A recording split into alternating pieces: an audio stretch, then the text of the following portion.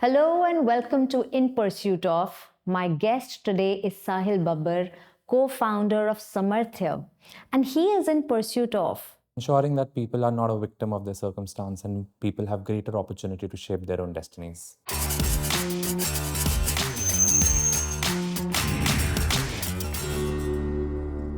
that's quite an abstract pursuit, I would say, and that makes me even more curious to know how you actually pursue it.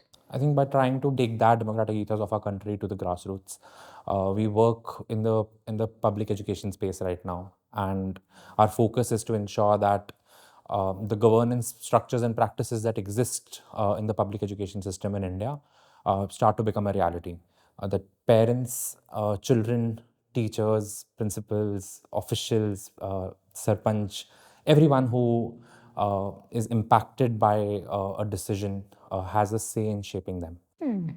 Interesting. So tell me, what does Samarthya really do to manage this? We work with education departments at the level of the state or the district, where we build the capacity of the system to strengthen participatory governance structures and practices in public schools. So one such structure is School Management Committee, which in short is called SMC. And an SMC is like a board of a company. So the board needs to be constituted. They need to know their roles and responsibilities. You need to have functional specialities. You need to have people with varied concerns and aspirations coming together. That is one such structure. Then there is a parent-teacher meeting, which is an existing structure which brings people together. Then there are general body meetings, and other such structures can exist in different manners across different states.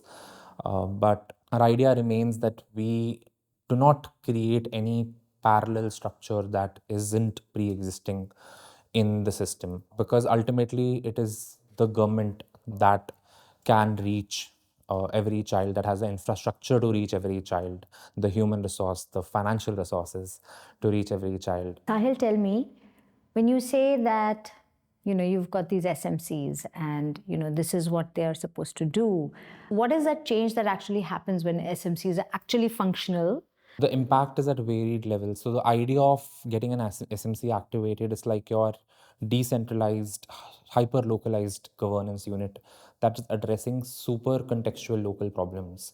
So we had a school where we worked with in Haryana, where one of the parent SMC members in an SMC meeting started crying that this is the third time in an year that her child had fallen sick of jaundice. And the reason for that was the underground water in that area was contaminated because it was an industrial area. If you saw that school, you will see that the school had many infrastructural problems. The classrooms were not well lit. It needed more classrooms, more teachers. There were so many issues that if you and me walked into that school would have seen. But the mother pointed out this, and that is what swung the SMC into action, and they all roped in the sarpanch and the panchayat at large. And through the panchayat, they got ROs installed in the school.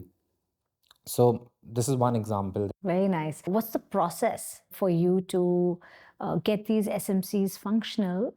And then when they are functional, what is it that actually happens? How involved are parents? How do you convince the parents to be part of it again? Because I'm sure they're terrified. So our approach is systemic in nature. So we partner with education departments, be it at the level of the district or at the state. The participation of parents, of all stakeholders in public education, has to be enabled by the government and its stakeholders. So our entire program is designed around partnering with them, contextually identifying problems with them, contextually designing solutions with them, then supporting them in implementing those solutions, and then helping them, and for ourselves also, then collectively learning from whatever iterations we go through. That is what our program normally looks like. Right now we are, as of 2024, we are operational in Punjab, Haryana and Nagaland. These are the three states we work in. Very nice. And this has happened, these three particular states have happened because the governments were open to it, or you knocked on their doors, or they called you. How does it work? So every state has a different story. In Haryana, we worked in the district of Sonipat initially, and now we are working in the district of Karnal as well. And our work in the district got recognition at the state, and that is when the state started trusting us with these things. So we partnered with the state in 2023, earlier 2023.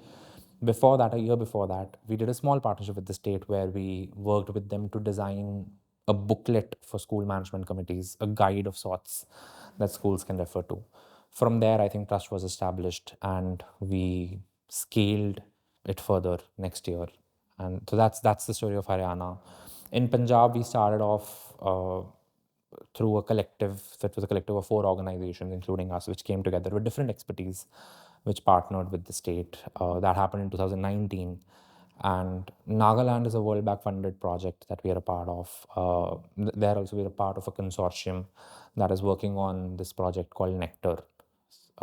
In all the 3 states, our mandate remains the same: to improve participation, to ensure that there's community mobilization happening. Parents, students all have a chance to shape the decisions that impact them.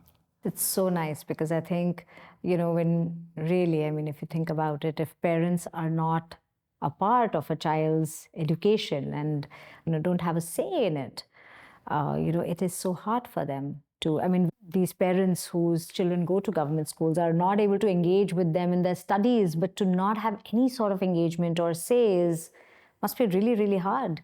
So what do parents say about this? I mean, are they open to this? Are they nervous? Are they like, resistant? What happens? I think the narrative that is perpetuated over years and years is that, and that they've been fed with, is that you are illiterate, so you can't do much. If that is if the parent is illiterate, and otherwise also sometimes the ability or the agency of a parent is restricted due to other barriers such as gender, poverty, a caste, a religion. All these dynamics play out, right? Ultimately, a school is a social place. It has these different stakeholders which come together. So the key remains that you ensure the formation of a school management committee uh, remains. You have to ensure that the starting point is sorted, which is to ensure that the formation of school management committees is happening in a manner that is transparent, that is participative. So yeah, so we broadly work at 5 structures to do this. The first is SMC formation, as I said.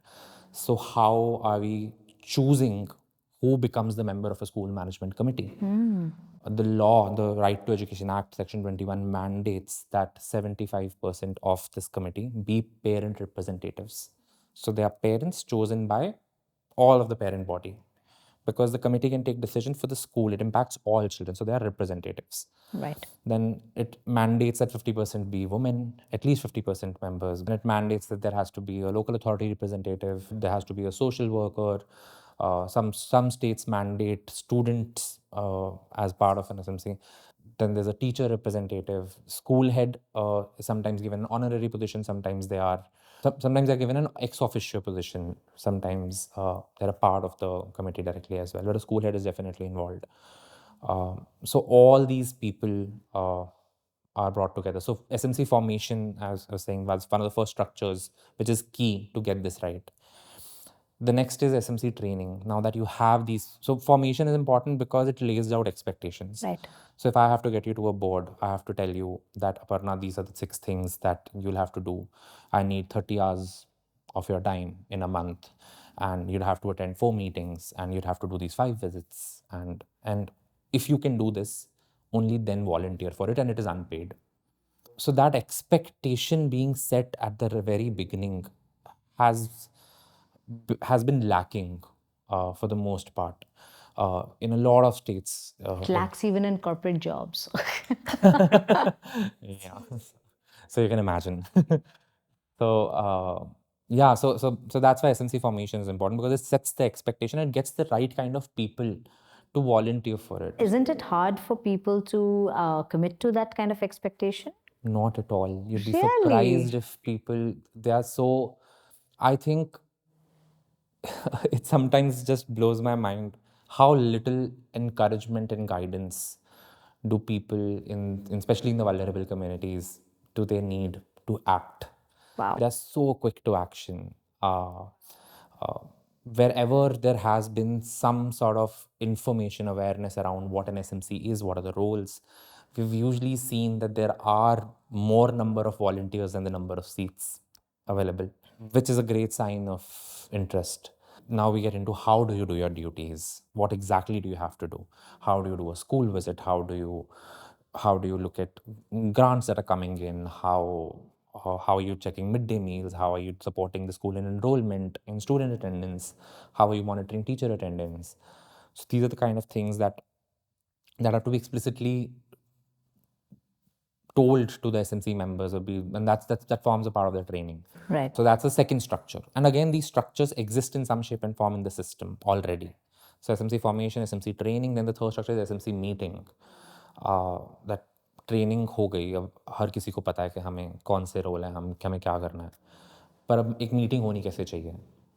We saw this in a state where, and this in public perception, the state had very active SMCs, and when we went and observed these SMC meetings, we saw that there was attendance. So there were a lot of parents who came in and were part of the meeting. But in the entire meeting, parents didn't speak.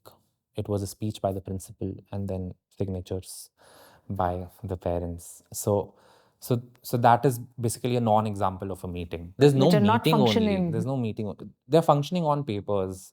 So how do you make that a reality? Right. So SMC meetings is the third structure. Then the fourth is grievance redressal. So now all these different people are coming together and they are talking about issues, right? They're talking about concerns, aspirations, interests, whatever. There will be some next steps that will come out. Some of them can be solved locally, but some of them they'll need to reach out to the state or the district or the panchayat or whoever. So grievance redressal, right? And what are the grievance redressal structures? How responsive is the state? A lot of the times people just want to be heard. Absolutely. A lot of the resentment and frustration sometimes against the system is that they're not heard. Yeah. So grievance redressal is the fourth structure that we try to work on. And the fifth structure, which is different from SMCs, is parent-teacher meetings that we try to work on every state, because that is a relatively low-hanging fruit. There is no stakeholder in the entire system who says that PTM nahi honi chahiye. That's true. So PTM to honi hi chahiye. So yeah, these are the 5 structures we work on, and we work on them with the state, through the system. So Sahil, that was really nice. Thank you so much for sharing so much about your organization. And it was indeed a pleasure talking to you. And we will continue this conversation, but a little later. Thank you so much for watching In Pursuit of. Keep watching until our next conversation with Sahil Babbar of Samarthya.